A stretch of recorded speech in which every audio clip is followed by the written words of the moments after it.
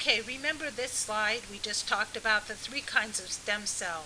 Totipotent comes from a fertilized egg and maybe the first couple of divisions. Those cells can become any cell in your body. Once an embryo becomes a hollow ball of cells, hollow in the sense that they have a little section that's hollow, then the inner mass of cell can become almost any cell. Both of these are embryonic stem cells. And then there's a multipotent, can become far fewer and only closely related cells. For example, adult stem cells that can turn into blood cells, white blood cells, red, and platelets. And here's a closer picture of the early embryo as a hollow ball of cells. Again, the external cells here have to become a specific organ to support the embryo, and the internal is pluripotent, not completely any cell, but can become almost any cell in your body. Okay. Now, let's talk about where our stem cells come from. Let's start with embryonic stem cells. The embryonic stem cells that we use in America for research and that we are hoping to eventually use to help spinal cord victims, people who have broken their spinal cord and can't walk or move their arms, or people who have type 1 diabetes and their pancreas hasn't developed the cells that make insulin, or people who have Parkinson's whose brain cells have degenerated, or people who have such severe heart disease that they need a new heart. Scientists were hoping to use embryonic stem cells to create these specific tissues. Where do these embryonic stem cells come from? They come from leftover embryos after people do in vitro fertilization. So let me quickly describe in vitro fertilization. A family who is having trouble having a baby will go into a doctor, and the doctor will inject the mother with a kind of hormone that allows maybe up to 20 of her eggs to become mature at the same time. Now, normally in an adult female, only one, or if twins run in your family, maybe two of your eggs will be ready for fertilization each month. And if they're not fertilized, then you have your period and you lose that egg cell. So when a family who cannot have babies goes to the doctor, he injects the mom with hormones, and 20 of her eggs or so will be ready to be harvested and turned into a baby. What happens is that then the doctor will do an operation, and it's a major operation, to harvest these cells, these egg cells, and they'll take out 20 of them, stick them in petri dishes, and cover them with her husband's sperm. Now, any of those egg cells that become fertilized, say all 20 of them become fertilized, now have the potential, they're embryos now, and they grow them to about the 5-day stage. So any of those embryos could become a person. But no human can safely carry 20 embryos at a time, so the doctor will maybe implant 3 or 4 or 5 of them. And the ones that take then become that family's children. So say the doctor implants 5 of these embryos, what happens to the other 15?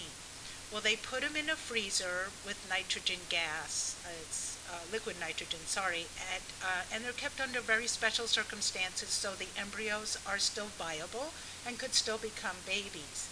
And of course the family has to pay a lot of money to keep these embryos alive in the freezer at their doctor's office.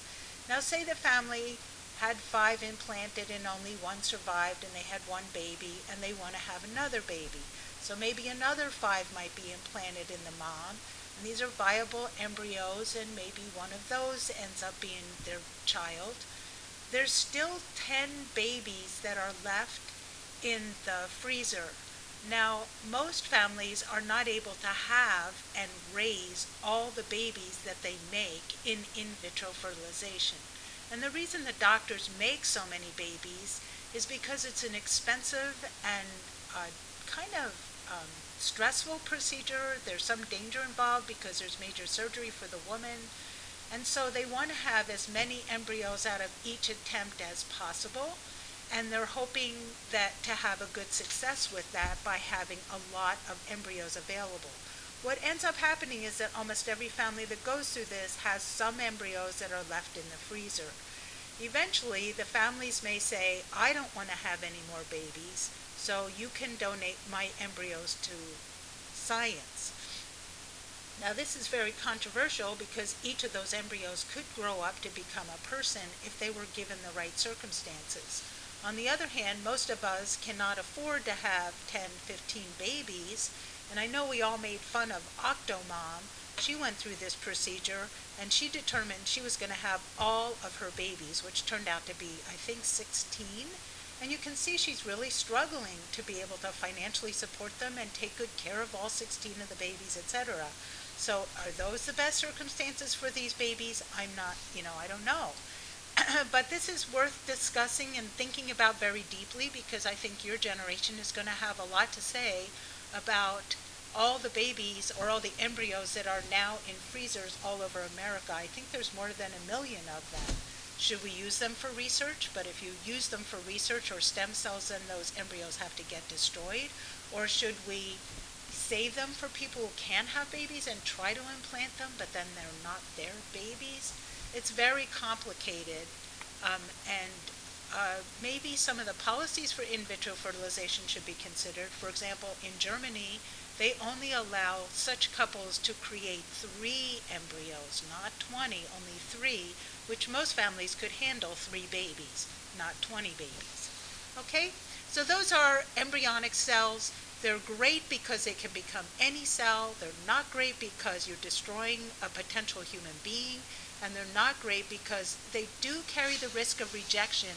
If I take someone else's embryo and stick it and create stem cells and then maybe put those stem cells into another person, there may be some difficulty with that.